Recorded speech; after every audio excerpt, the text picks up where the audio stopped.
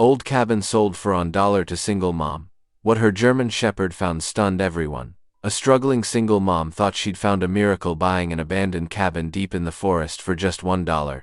But the moment she stepped inside, her dog started scratching, barking, and digging like something or someone was trapped beneath the floorboards.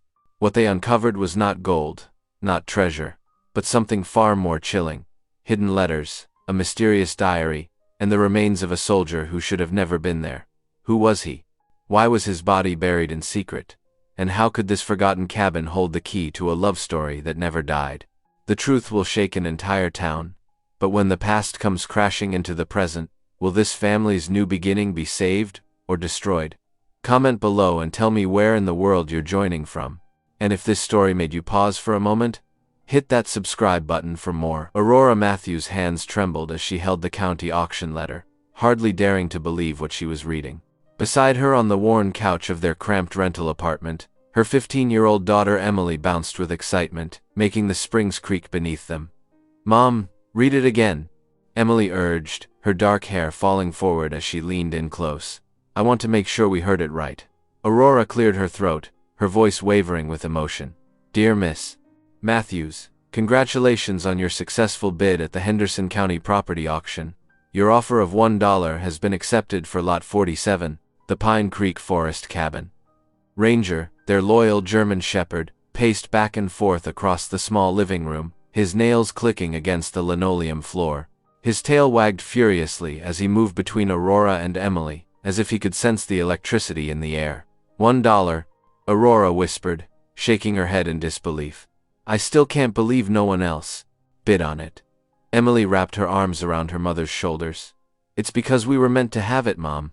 This is our fresh start." Aurora's throat tightened at her daughter's words.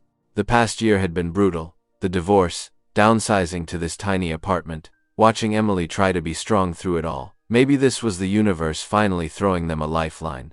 "We should go see it right now," Emily suggested, already jumping up from the couch. "Please? The auction office gave you the key, right?" Aurora fingered the old brass key in her pocket. "It's already getting late. That's what makes it perfect. Please, Mom, our first adventure in our new place?" Looking at Emily's hopeful face, Aurora felt her cautious nature wrestling with her desire to make her daughter happy. Ranger whined and pressed his nose against her knee, those soulful brown eyes joining Emily's plea. "All right," Aurora conceded, unable to help smiling as Emily whooped with joy. "But we'll need to pack some supplies. We don't know what condition it's in." They quickly gathered flashlights, bottles of water, and a battery-powered lantern. Aurora added a first aid kit and some basic cleaning supplies to their bag, while Emily tossed in snacks and Ranger's favorite ball. Within 30 minutes, they were in Aurora's aging Honda Civic, following the directions from the auction office. The drive took them deeper into the countryside, past open fields that gradually gave way to thickening forest. The late afternoon sun filtered through the trees, creating shifting patterns on the winding road. Emily pressed her face against the window, watching the wilderness scroll past. "It feels like we're driving into a fairy tale," she murmured.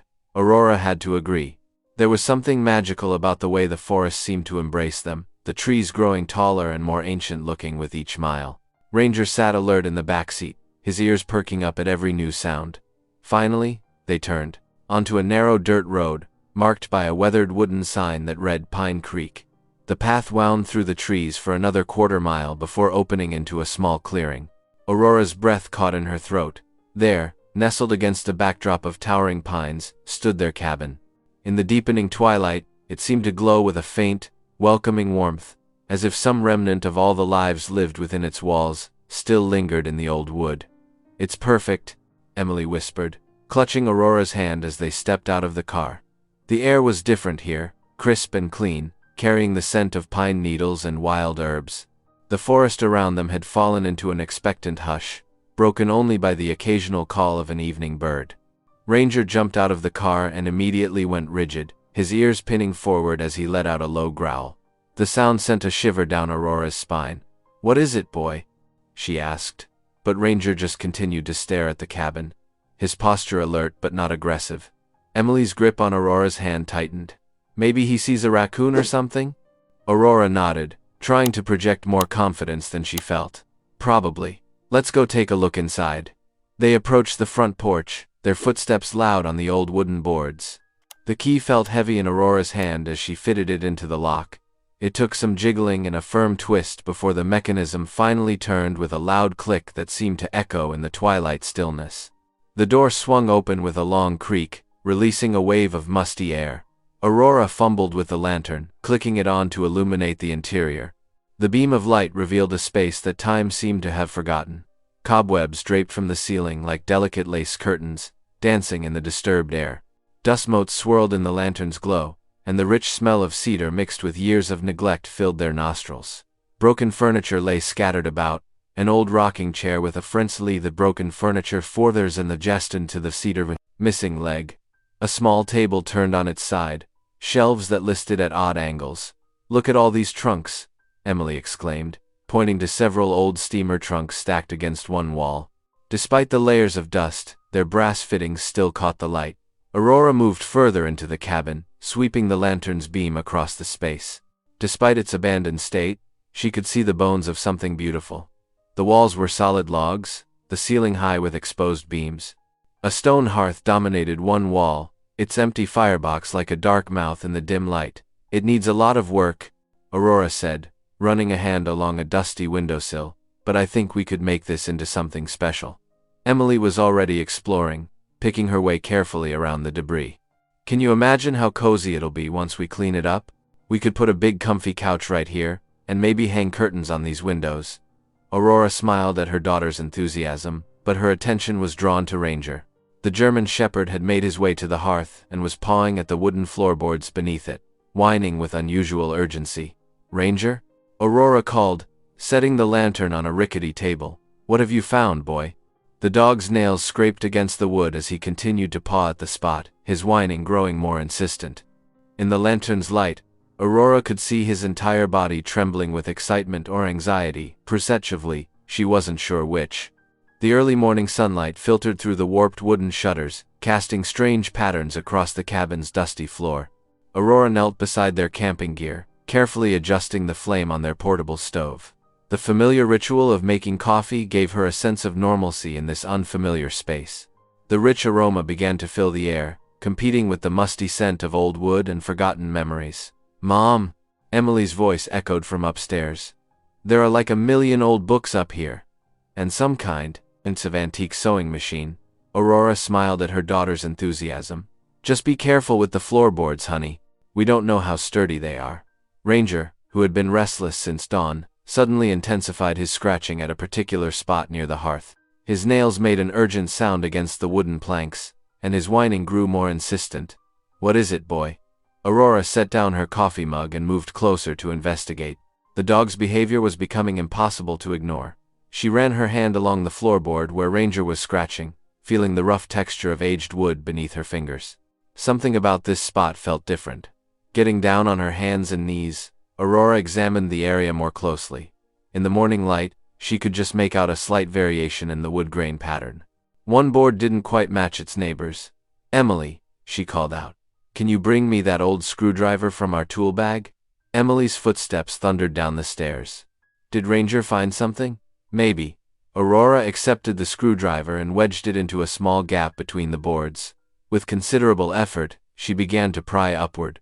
The wood resisted at first, then suddenly gave way with a loud crack that made them both jump. Beneath the lifted board lay a metal box, about the size of a large book. A thick layer of wax sealed its edges, but strangely, the metal felt warm to the touch, warmer than it should have been hidden under a floorboard. "That's weird," Emily said, kneeling beside her mother. "Why is it warm?" Aurora shook her head, equally puzzled. "I don't know, sweetie."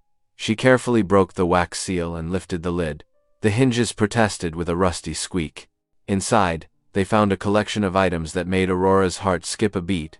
Several brittle black and white photographs lay on top, their edges curled with age. She lifted them carefully, revealing more treasures beneath: a rusted World War II dog tag and a bection, a bundle of letters tied with a faded ribbon. "Look," Emily pointed to the topmost envelope. "They're all addressed to someone named Anna." Aurora gently untied the ribbon and selected one of the less fragile-looking envelopes. The paper was delicate, threatening to crumble at her touch. She carefully extracted the letter inside and began to read aloud. "My dearest Anna, the war drags on, but thoughts of you keep me going. Every spare moment, I work on the plans for our cabin. When I return, we'll build it together, our own private paradise in the woods. I've already chosen the perfect spot by the creek, where wildflowers bloom in spring. Emily's eyes widened. Mom, do you think this is that cabin? Was it built for Anna? It might be, Aurora replied softly, continuing to read. The letters dated June 1944. They spent the next hour carefully examining the contents of the box. The photograph showed a young woman with dark hair, Anna, they presumed, standing in various locations around what appeared to be the very same clearing where their cabin now stood. In one image, she stood beside a half-built structure, smiling shyly at the camera. It's like a love story, Emily said, her voice full of wonder. He was building this place for her while he was away at war. It was going to be their special place, like a love nest. Aurora nodded, touched by her daughter's romantic interpretation. The letters painted a picture of deep devotion, a soldier's dreams of coming home to the woman he loved, of building a life together in this peaceful forest setting. The dog tag provided another piece of the puzzle. Though corroded, the name James W. Sullivan was still legible, along with his service number and blood type. As they carefully returned the items to the box, Ranger suddenly sprang to attention. His ears perked forward, and he bounded across the room to the far wall. This time, his bark echoed sharply through the cabin as he focused intently on one of the exposed beam. The sound made Aurora jump, nearly dropping the metal box.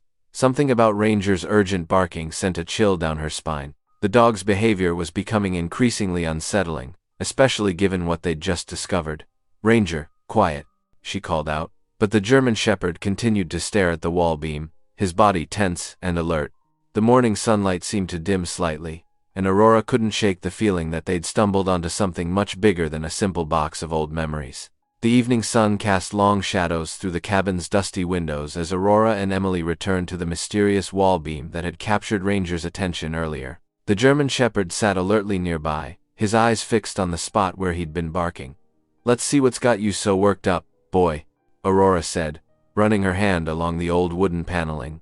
The boards here were loose, warped by decades of seasonal changes.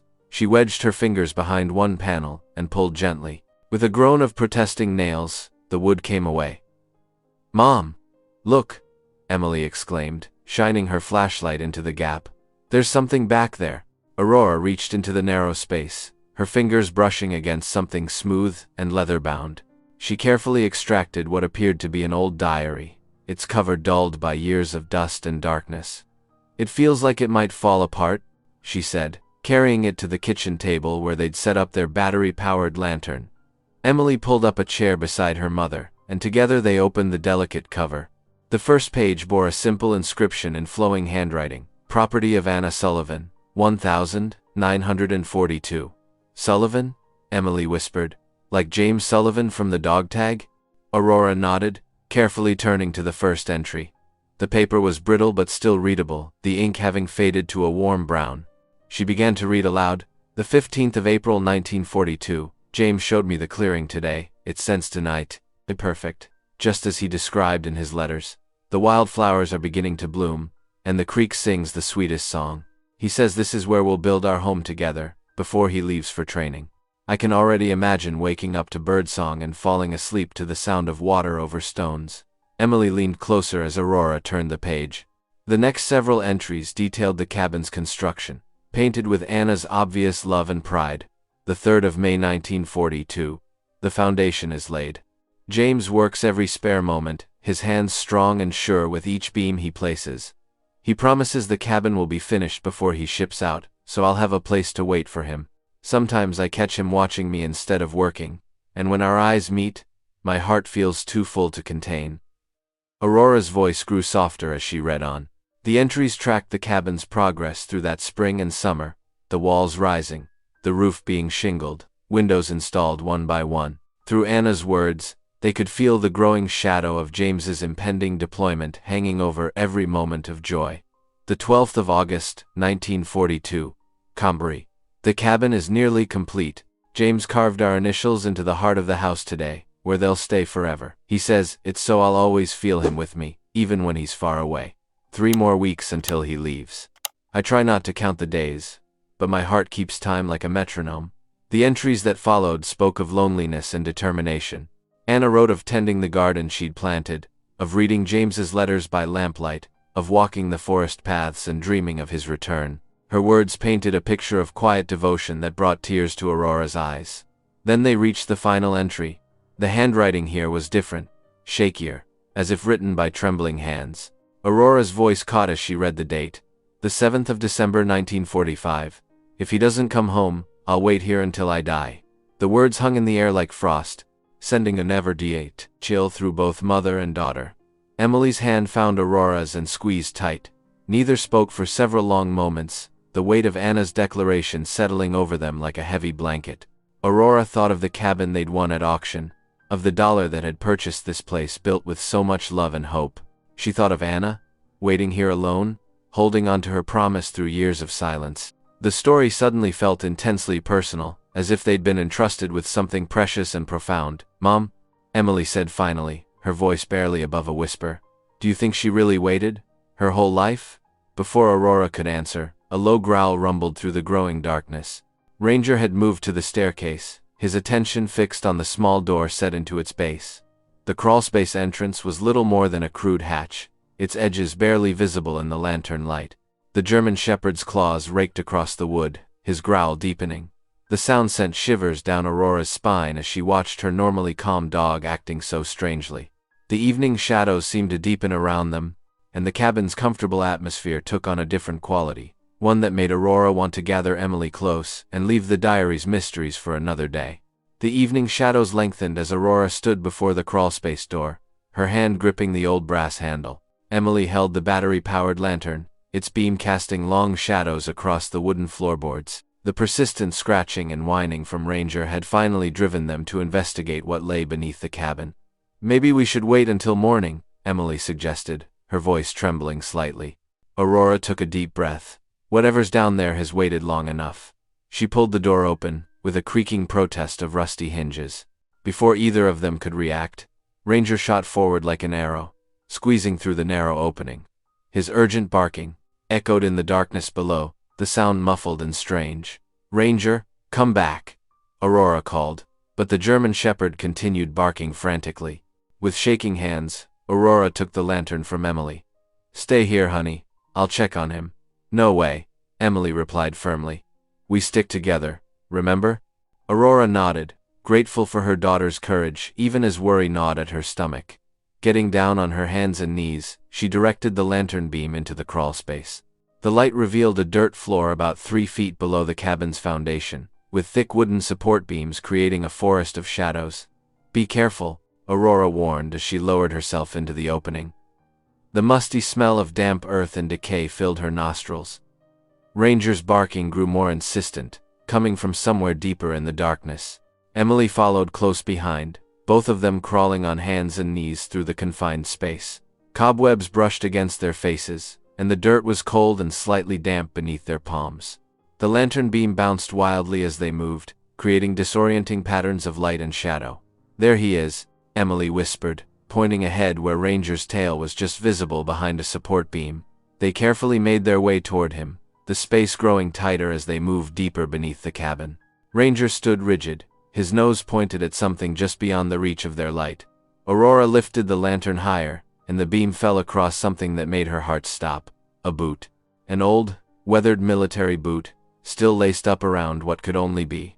"Oh my God," she gasped, her hand flying to her mouth. The skeleton lay on its side, partially buried in the dirt, wearing the unmistakable remains of a World War II military uniform. The fabric had rotted away in places, but the distinctive olive-drab color was still visible. The bones were dark with age, positioned as if the person had been crawling, one arm stretched out, and the head. Emily grabbed her mother's arm, her fingers digging in painfully. "Mom." Aurora forced herself to move closer, fighting against every instinct that screamed at her to run. The lantern beam revealed more details.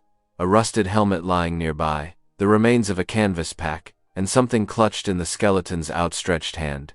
With trembling fingers, Aurora reached for the object. It was another dog tag, identical to the one they'd found in the box upstairs. The metal was corroded, but the stamped letters were still legible. Sullivan, James P. The truth hit her like a physical blow. This was him. This was James, Anna's sweetheart, the soldier who had built this cabin with dreams of returning to marry her. He had made it back to the cabin somehow, but never emerged from beneath it. It matches the letters, Emily whispered, her voice thick with tears. He came home.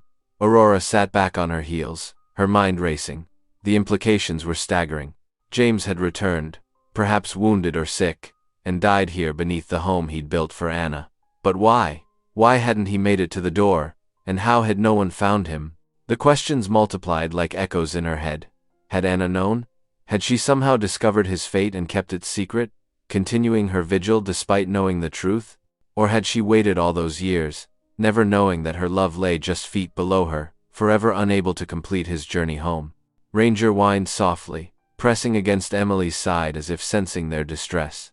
The lantern cast long shadows across the skeleton, making the scene feel surreal and dreamlike, yet terrifyingly real. "We need to call the police," Aurora said, trying to keep her voice steady for Emily's sake. This is a death that was never reported." As they began carefully backing away from their grim discovery, Emily's voice came soft and frightened in the darkness. "Mom, what if she buried him here?" Before Aurora could respond, the lantern flickered once, twice, and then went dark, plunging them into complete blackness beneath the cabin. The darkness pressed in around them like a physical presence, and the only sound was their rapid breathing and Ranger's low whine. The morning sun struggled to break through heavy clouds as Aurora guided her car down the winding road into town. In the passenger seat, Emily sat quietly, her face pale after their unsettling discovery the night before. Neither of them had slept well, haunted by thoughts of the skeleton beneath their new home. "We need groceries," Aurora said softly, trying to maintain some sense of normalcy. "And while we're in town, I thought we might ask around about the cabin's history." Emily nodded, absently stroking Ranger's head where he sat between them. "Do you think anyone remembers Anna?" The small town's main street appeared ahead, a single strip of weathered buildings that had clearly seen better days. Aurora pulled into a parking space in front of Jenkins' General Store, its faded green awning fluttering in the morning breeze. "Stay here with Ranger?" Aurora suggested, noticing the "No Dogs Allowed" sign in the store window. Emily agreed, helping to secure Ranger's leash to a post near a water bowl thoughtfully left out for visiting pets. A bell tinkled as Aurora pushed open the door. The store smelled of coffee and fresh bread, with narrow aisles packed floor to ceiling with everything from canned goods to fishing tackle. Behind the counter, a plump woman with silver hair looked up from her crossword puzzle. "Welcome to Jenkins," she called out cheerfully. "You must be the folks who bought the old dollar cabin." Aurora blinked in surprise. "News travels fast, Mrs." Jenkins chuckled, setting aside her puzzle. "Small town, honey. We don't get many newcomers, especially not ones moving into that particular property." She studied Aurora's face. "You look like you've got questions." "I do, actually." Aurora moved closer to the counter, lowering her voice. "What can you tell me about the woman who used to live there, Anna?" Something flickered across Mrs. Jenkins' face. Sadness, perhaps, or pity. "Oh, Anna, we called her, the woman who waited forever, even after I was just a little girl. She'd come to town once a month for supplies, then walk all the way back up to that cabin." She paused, lost in memory. Every single time, she carried wildflowers with her. Every season, whatever was blooming, she'd place them by the cabin door, neat as you please. "Did she live in the cabin?" Aurora asked, her heart beating faster. Mrs. Jenkins shook her head. "No, she had a little house on the edge of town, but she visited that cabin nearly every day for 50 years, rain or shine. Folks said she was waiting for someone, a soldier who never came home from the war." Aurora's hands trembled as she gripped the counter. "Did anyone ever know what happened to him?" "James Sullivan was his name," Mrs. Jenkins said softly. "He built that cabin before shipping out, promised to marry Anna when he returned." She sighed. "The War Office said he was missing in action, but Anna never believed it, said she'd wait forever if she had to." Outside, Ranger's bark interrupted the conversation. Aurora glanced out to see him straining at his leash, nose pointed toward the woods beyond the parking lot. Emily was trying to calm him, but something had clearly upset him. After purchasing groceries and thanking Mrs. Jenkins, Aurora decided their next stop should be the library. Emily stayed in the car with Ranger again, who had settled down but remained unusually alert. The town library was a small brick building with large windows and creaking wooden floors. The historian, a thin man with wire-rimmed glasses, was eager to help when Aurora explained her interest in the cabin's history. Anna Thompson, he said, pulling out a folder of newspaper clippings. She passed away just 5 years ago, never married, lived alone all her dream of life. He spread out yellowed papers on the reading table. She became something of a local legend, the woman who never gave up hope. Aurora studied a black and white photograph of a young woman with dark hair and determined eyes, standing in front of the cabin. The date stamp read 1943. She became quite reclusive in her later years, the historian continued, but she never stopped visiting that cabin. Some said she was mad with grief, others thought it was the most romantic thing they'd ever seen. He adjusted his glasses. When she died, they found pressed flowers in every book in her house, 50 years' worth of memories. As Aurora left the library, her mind was whirling with new information. Outside, Ranger was pulling at his leash again, whining and looking toward the distant trees where the cabin lay. Emily was struggling to hold him. "Mom, he's been doing this all morning," she said, worry clear in her voice. "It's like he knows something we don't." Aurora loaded their groceries into the car, her determination growing with each passing moment.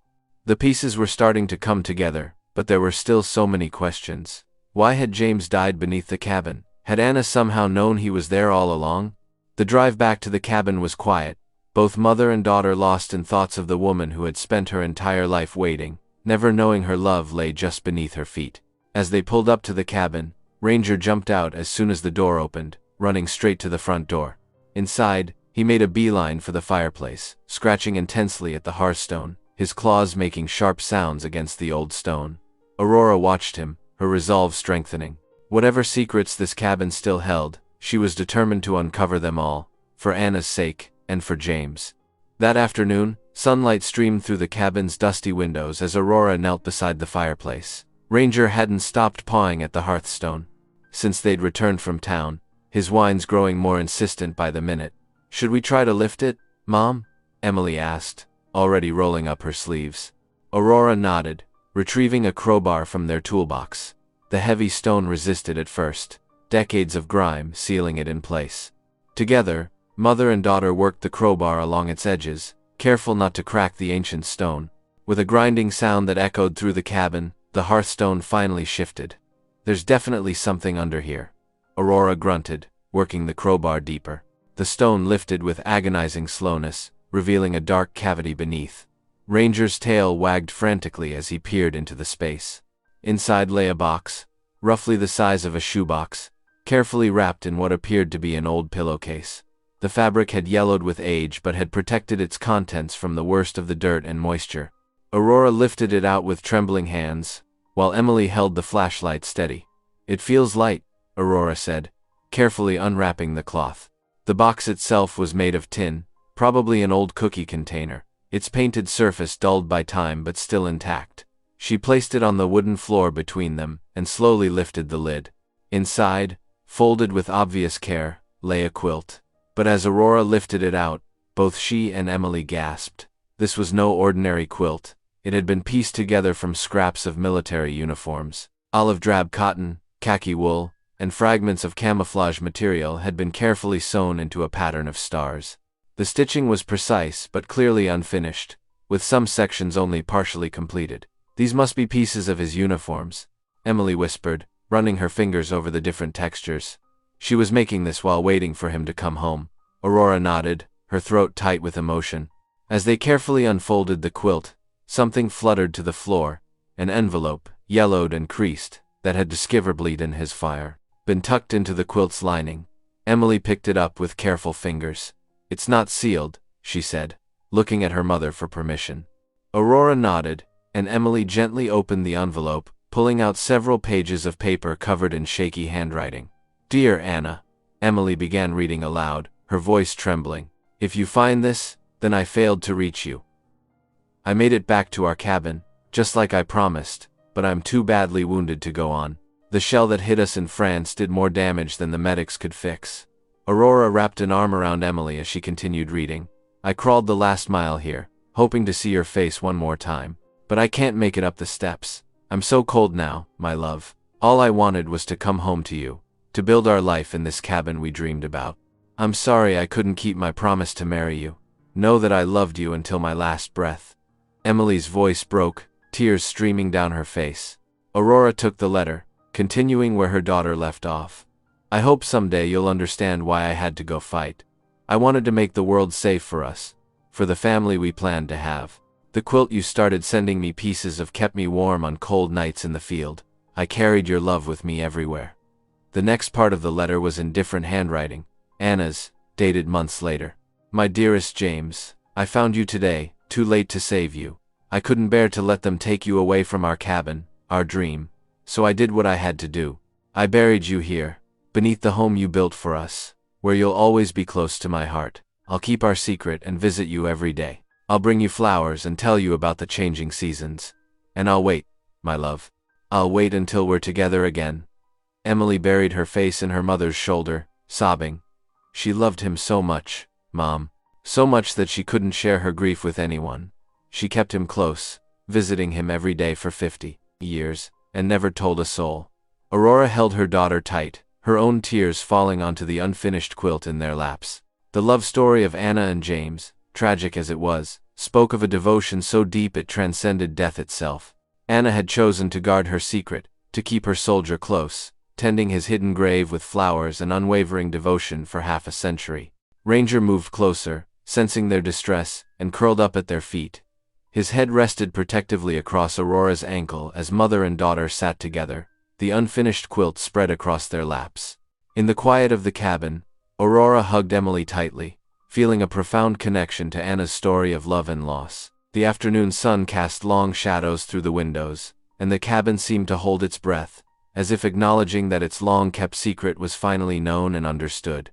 The quilt, with its carefully preserved scraps of uniform, remained as a testament to a love that never died, incomplete, like James and Anna's dream, but beautiful in its enduring devotion. The next morning dawned crisp and clear. Aurora and Emily stood at the entrance of the local library, a sturdy brick building that had served the community for over 70 years. The heavy wooden doors creaked as they entered, the smell of old books and dust greeting them. "Good morning," the librarian whispered from behind her desk. "Can I help you find anything?" "We're looking for the genealogy section," Aurora explained quietly. "We're researching a family that lived here in the 1940s. The librarian's face brightened. "Oh, you'll want the heritage room. Down that hallway, last door on the right. All our local records are kept there." Emily bounced on her toes as they walked down the corridor, her sneakers squeaking against the polished floor. "Do you really think we'll find Anna's family?" "We can try," Aurora said, pushing open the heavy door. "The librarian yesterday mentioned that some old families still live in the area." The heritage room was smaller than Aurora expected, but packed floor to ceiling with leather-bound volumes, microfiche readers, and filing cabinets. Morning sunlight streamed through tall windows, dust motes dancing in the golden beams. They spent the next 3 hours combing through marriage records, death certificates, and old town directories. Emily proved to have sharp eyes for dates and names, while Aurora took careful notes in her phone. "Mom, look at this!" Emily's excited whisper carried across the quiet room. She was bent over a thick volume of birth records from the 1920s. Anna had a sister named Rose. Aurora hurried over, peering at the faded handwriting. "You're right. Rose was born 2 years after Anna." She quickly jotted down the information. "Good work, honey." They traced Rose's life through the records, her marriage to a local farmer named James Wilson, their 3 children, grandchildren. Aurora's heart began to beat faster as the family tree extended into the present day. "Emily, look. Rose's youngest granddaughter still lives in the county. Margaret Wilson." Aurora pointed to a current phone directory entry. "There's even a phone number listed." Emily gripped her mother's arm. "Call her. Maybe she knows about Anna." Aurora's hands trembled slightly as she typed the number into her phone. They stepped outside the library, standing in the dappled shade of an old oak tree. The phone rang 3 times before a woman's voice answered. "Hello? Hi, is this Margaret Wilson?" Aurora took a deep breath. "My name is Aurora Matthews. This might sound strange, but I'm calling about your great-aunt Anna." There was a long pause on the other end of the line. When Margaret spoke again, her voice was barely above a whisper. "Anna? How do you know about Anna?" Aurora explained about buying the cabin, finding the hidden items, the diary. With each revelation, Margaret's reactions grew more intense. Sharp intakes of breath, soft exclamations of disbelief. The family always whispered about her, Margaret said finally, her voice thick with emotion. They said she lost her mind after the war, spending all that time alone at that cabin, but none of us knew why. My grandmother, Rose, she tried to help, but Anna pushed everyone away. She just waited. Would you? Aurora hesitated, then pressed on. Would you like to come see the cabin? There's something you should know about what we found. Yes, Margaret answered immediately. Yes, I need to see it. I can come tonight. After dinner. Around 8 o'clock? After getting directions, Aurora hung up and looked at Emily. Her daughter's eyes were wide with anticipation. She's coming tonight, Aurora said softly. We're finally going to be able to tell someone in Anna's family what really happened. They spent the rest of the day preparing the cabin, carefully arranging the items they'd found, the diary, the photos, the quilt, and the final letter, on the old kitchen table. Aurora felt a growing mixture of hope and dread in her stomach.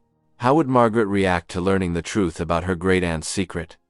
As darkness fell, Aurora and Emily sat in the cabin's main room, waiting. Ranger lay at their feet, his ears perking up at every sound from the forest outside. The old clock on the mantel ticked steadily, marking time until their visitor's arrival. At precisely 8 o'clock, bright headlights swept across the trees outside, catching dust motes dancing in the cabin's windows. The crunch of tires on gravel announced Margaret's arrival. Aurora stood, her heart pounding. The time had come to share Anna's long-kept secret with her family. Through the window, they watched as a car door opened, and a figure emerged, silhouetted against the headlights. Margaret had arrived. Margaret stood in the cabin's doorway, her silhouette backlit by her car's headlights. She was a small woman in her 60s, with silver-streaked hair and kind eyes that immediately filled with tears when she saw the items arranged on the kitchen table. "Oh my," she whispered, stepping inside. Her hands trembled as she approached the table. That's Anna's handwriting. I'd know it anywhere." She traced her fingers lightly over the diary's worn leather cover. Aurora gently touched Margaret's arm. "Would you like to sit down? There's a lot to take in." Margaret nodded, sinking into one of the kitchen chairs. Emily brought her a glass of water while Aurora carefully explained their discoveries, showing each item in turn, the photos, the letters, the dog tags, and finally, the truth about what lay beneath the cabin. "So he did come back," Margaret said softly, tears streaming down her face. "All those years, people said she was crazy, waiting for someone who'd never return. But she knew. She knew he'd made it here." She picked up the unfinished quilt, running her fingers over the military uniform scraps. "My grandmother, Rose. She tried so hard to get Anna to move on, to join the family again. But Anna just kept coming here, bringing those wildflowers.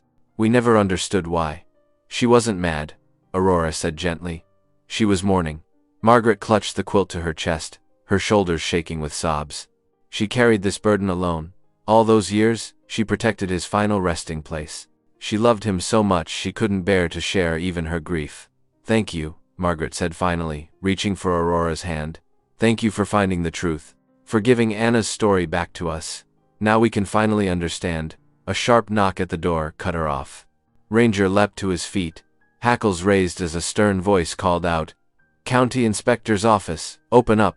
Aurora's heart dropped as she opened the door to find a tall man in a county uniform, holding a clipboard and flashlight. "Ma'am, we received an anonymous tip about structural concerns and possible human remains on this property." "I can explain," Aurora started, but the inspector pushed past her into the cabin. "This building is clearly unsafe," he declared, shining his flashlight at water stains on the ceiling and cracks in the walls. "And if there are human remains present, that's a whole other level of violation. This property needs to be properly investigated and likely condemned." "No, please," Aurora pleaded, panic rising in her chest. "This cabin, it's all we have. It's our fresh start." But the inspector was already writing on his clipboard. "I'm posting an official notice of condemnation. The property is deemed unsafe for habitation, effective immediately. You'll need to vacate until proper authorities can investigate the remains and assess the structural integrity." "But," Aurora's voice cracked, "no buts, ma'am. You have 24 hours to remove any personal belongings. After that, the property will be sealed, pending investigation." He slapped a bright orange notice on the door and strode out, leaving Aurora, Emily, and Margaret in stunned silence. The sound of his vehicle driving away seemed to echo through the darkening forest. "I'm so sorry," Margaret whispered, gathering her things. "I'll make some calls, see if there's anything we can do. We can't let Anna's story be buried again." She hugged Aurora tightly before leaving, promising to return the next day. After Margaret left, Emily retreated upstairs, unable to face the reality of losing their new home so soon. Aurora sat alone by the cold fireplace, Anna's diary clutched in her hands. Ranger patted over and laid his head on her knee, his warm presence offering what comfort he could. The cabin creaked softly in the night wind, as if sharing Aurora's grief. She opened the diary, reading Anna's words through tears, wondering how many dreams this old cabin had seen slip away into darkness. The morning sun crept over the treetops, casting long shadows across the cabin's weathered porch. Emily couldn't sleep, after yesterday's devastating news about the condemnation notice, so she wandered outside in her pajamas and fuzzy slippers, letting the cool mountain air clear her head. Ranger trotted beside her, his tail wagging as they walked along the cabin's edge. Suddenly, he bounded forward, nose leading him to a patch of colorful wildflowers growing in a neat cluster near the foundation. The flowers seemed almost deliberately placed, too orderly to be random forest growth. Emily knelt down to examine them more closely. Delicate purple and white petals danced in the morning breeze. Something about them tugged at her memory. She'd seen these flowers before, hadn't she? Then it hit her, in Anna's diary, pressed carefully between the pages, preserved for decades. "Mom?" Emily called out, carefully picking one of the blooms. "Mom, come look at this." Aurora emerged from the cabin, still clutching her coffee mug. Dark circles under her eyes revealed she hadn't slept much either. "What is it, honey?" Emily hurried over, holding out the flower. "Look, it's the same kind that was pressed in Anna's diary. Remember?" Aurora set down her coffee and rushed back inside, returning moments later with the diary. Her hands trembled slightly as she opened it to the page where the pressed flower lay, its colors faded but still recognizable. She held it next to the fresh bloom in Emily's hand. "They're identical," Aurora whispered, her voice filled with wonder. "These aren't native wildflowers either, they're garden varieties. Someone planted these." Emily's eyes widened. "Anna. She must have planted them. And tended them," Aurora added, looking at the neat patch. "Year after year, she came here with fresh flowers, just like Mrs. Jenkins said. But she didn't just bring them, she grew them here, right next to his resting place." They walked over to examine the flower patch more closely. Now that they knew what to look for, they could see the careful arrangement, the way the plants had been lovingly maintained over many seasons. Some looked quite old, with woody stems and spreading roots. "She never gave up," Emily said softly. "Even after she found him here, she kept coming back, keeping these flowers alive. It was her way of staying connected to him." Aurora touched one of the delicate blooms, her eyes filling with tears. This wasn't just a cabin to her. This was their dream, the home they were supposed to share. When she lost him, she couldn't let go. She poured all her love into keeping this place alive, keeping these flowers blooming. Ranger lay down beside the flower patch, as if he understood its significance. The morning sun caught the dewdrops on the petals, making them sparkle like tiny gems. "We can't let them destroy this place," Emily said firmly. "It's not just an old cabin. It's their story. Their love story." Aurora stood up straight, something shifting in her expression. The defeat of yesterday was replaced by determination. "You're right, this isn't just about us anymore. Anna protected this place for decades. She kept their story alive through these flowers, through every small act of devotion." She looked at the orange condemnation notice still glaring from the cabin door, then back at the flowers that had bloomed faithfully for so many years. "This is a sign," she said. "Anna never gave up on this place, and neither can we." Emily slipped her hand into her mother's. "But how can we stop them?" The inspector said. "We'll find a way," Aurora interrupted. "There must be historical preservation laws, or something." Margaret said she'd help. "Maybe there are others in town who remember Anna, who'd want to protect this place too." She knelt down and picked another flower, adding it to the one Emily held. "These flowers survived all these years because someone cared enough to tend them. Now it's our turn to care. To preserve not just the cabin, but the love story it holds." Ranger barked softly, as if in agreement. and pressed his nose to the flowers. The morning breeze carried the sweet scent around them, making the moment feel almost magical. Aurora turned to Emily, her voice barely above a whisper but filled with conviction. "We can't let her story vanish." The old wooden church stood bathed in morning sunlight, its white paint gleaming against the backdrop of towering oak trees. Inside, sunbeams filtered through stained glass windows, casting colorful patterns across the wooden pews where Aurora and Emily sat near the front. Ranger lay quietly at their feet, his eyes alert but calm as he watched the congregation file in for Sunday service. Aurora's hands trembled slightly as she clutched the worn leather diary. Emily squeezed her mother's arm reassuringly. "You can do this, Mom," she whispered. The church filled quickly. It seemed word had spread about a special announcement concerning the old cabin. Aurora recognized familiar faces from town. Mrs. Jenkins from the grocery store, Margaret sitting with her family, and even some curious newcomers she'd never seen before. When Reverend Thompson invited Aurora to speak, she walked to the pulpit with measured steps, the diary held close to her chest like a shield. Ranger lifted his head, watching intently as she faced the congregation. "Good morning," Aurora began, her voice initially soft but growing stronger. "Many of you knew Anna Mitchell as the quiet woman who visited the old cabin in the woods, but none of us knew the whole story, until now." She opened the diary, its pages crackling in the hushed church. As Aurora read Anna's words, describing the young couple's dreams for their future home, several elderly members nodded in recognition. She told of the soldier's promise to return, of Anna's unwavering faith, and finally, the heartbreaking discovery beneath the cabin. "He made it home." Aurora's voice cracked slightly. "He crawled back to her, wounded but determined to keep his promise. And though he died, before reaching her, he died in the place they had meant to share their life together." Gasps and quiet sobs echoed through the church. Mrs.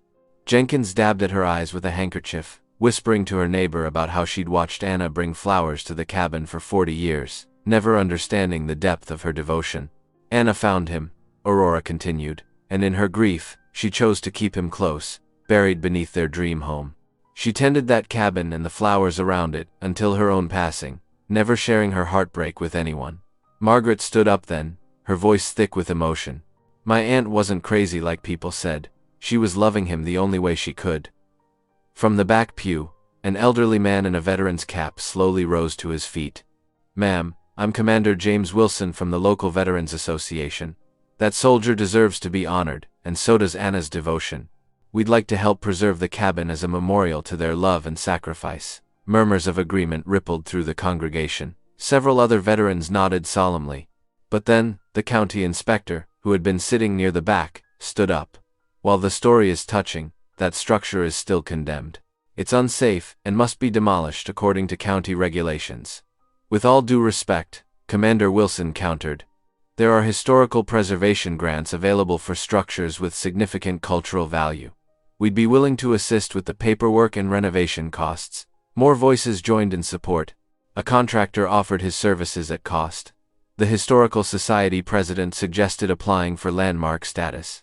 Even the mayor's wife spoke up about organizing fundraising events. The inspector's expression remained stern, but Aurora could see uncertainty creeping into his eyes as he faced the unified opposition of the community. He muttered something about reviewing the case, before slipping out of the church. After the service, people crowded around Aurora and Emily, sharing their own memories of Anna. An elderly woman remembered her as a young girl, beautiful and full of hope before the war. Another recalled how she would sit quietly in the back pew every Sunday, always wearing the same blue dress that had belonged to her mother. As the sun began to set, Aurora and Emily drove back to the cabin with Ranger in the back seat. The day's events had left them emotionally drained but hopeful. As they rounded the final bend in the road, Aurora had to brake suddenly. Their headlights illuminated an extraordinary sight. Dozens of cars lined the narrow dirt road, and at least 50 people stood gathered around the cabin's porch. Each person held flowers, some from their own gardens, others wild-picked from the woods. The light from their flashlights and lanterns created a warm glow around the old structure. Margaret stepped forward as Aurora parked, her arms full of the same purple and white flowers that Anna had tended for so many years. "We thought it was time to join Anna's tradition," she said softly, "to show that her love story won't be forgotten." One by one, people began laying their flowers on the porch steps. Each bloom added to the growing tribute represented not just Anna's devotion, but a community's awakening to the power of a love that had silently endured in their midst for decades. Ranger padded up the steps and lay down among the flowers, as if standing guard over this newfound memorial. The old cabin, which had held its secrets for so long, now stood witness to a different kind of gathering, not of grief and solitude, but of understanding and support. The morning dawned crisp and clear as cars began arriving at the cabin. Margaret led a small procession of relatives up the gravel path, their arms laden with framed photographs and memories. Aurora and Emily stood on the porch with Ranger, watching as faces both young and old emerged from vehicles, each person carrying a piece of Anna's story. "These are my cousins from 3 states away," Margaret explained, introducing a silver-haired couple. "And here's my sister Ruth, and her daughters. We've all grown up hearing whispers about Aunt Anna, but never knew the whole truth until now." The relatives clustered around the porch, some wiping tears as they took in the old cabin that had meant so much to their mysterious aunt. A teenage girl, not much older than Emily, carefully held a black and white photograph of Anna as a young woman, her smile bright and hopeful before the war changed everything. Inside, Aurora and Commander Wilson had set up a simple wooden quilt stand near the hearth, right above where Anna's love had made his final journey home. Margaret and her oldest cousin Patricia carefully unfolded the unfinished quilt made from military uniforms, their hands trembling as they spread it across the stand. "Look here," Patricia whispered, pointing to a particular patch. This was from his basic training uniform. "See how carefully she stitched around the insignia?" Her finger traced the precise needlework, preserved through decades of silence. One by one, family members stepped forward to touch the fabric. An elderly uncle wiped his eyes as he recognized a patch from his own service years. "She used to ask me for any uniform pieces I could spare," he remembered. "I never knew why, but now I understand." Ruth's youngest daughter, barely 6 years old, reached out to touch a faded green square. "It's so